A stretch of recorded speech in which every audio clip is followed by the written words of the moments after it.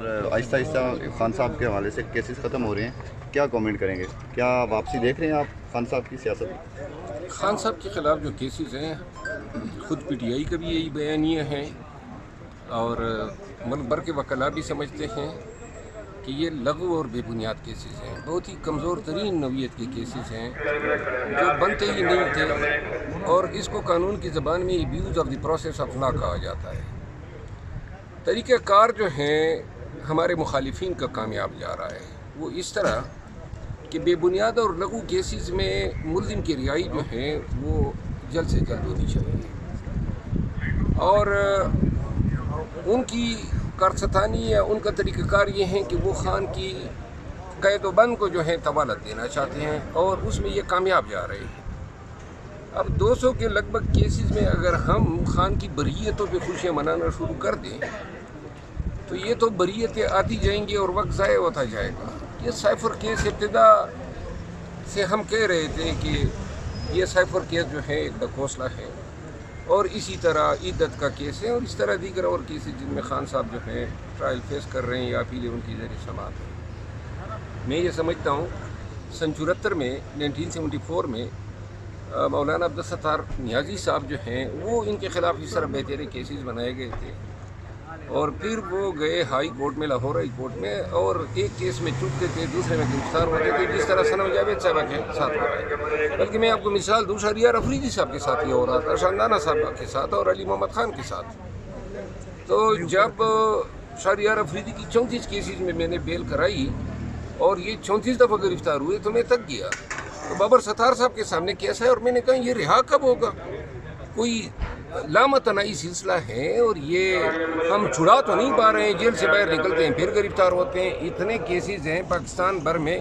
کسی بھی کیس میں ضمنی لکھ کے جناب بندے کو آپ امپلیکیٹ کر دیتے ہیں۔ خان صاحب کے ساتھ اور پھر بابر ستار صاحب نے ایک تاریخی حکم صادر کیا،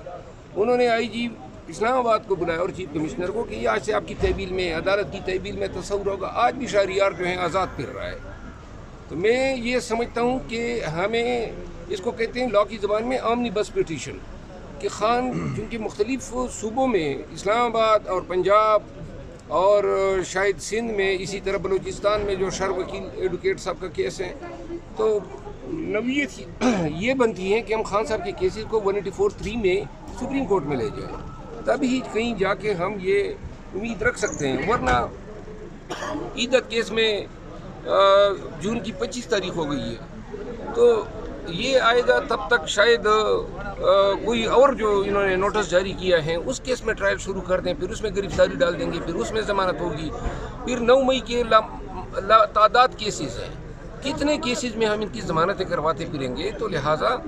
خان کی رہائی جو ہے اور یہ عدالتی پروسیس جو ہے یہ ایک امید ہے۔ اصل امید جو ہے وہ ہے عوامی احتجاج سے۔ عوام پاکستان جب خان کے لیے نکلیں گے تو تب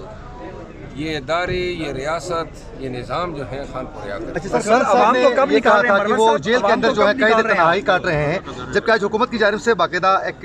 انفارمیشن انہوں نے پبلک کی ہے، 105 سے زائد ملاقاتیں خان کے ساتھ ان کی لیگل ٹیم اور رہنماؤں کی ملاقاتیں ہوئی ہیں،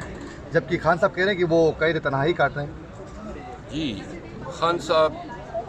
کی 105 سے زیادہ ملاقاتیں جو ہیں اس کو آپ کمپیئر کریں نواز شریف کے ساتھ۔ نواز شریف صاحب جب مقید تھے تو وہ 5 بجے تک ان کے ساتھ مسلسل پورا دن ملاقاتی ملتے تھے، گھنٹوں رہا کرتے تھے۔ خان صاحب کے ساتھ تو 30 منٹ کی ملاقات ہیں، وہ بھی 6 افراد کی بیک وقت۔ تو یہ جو 105 ہیں،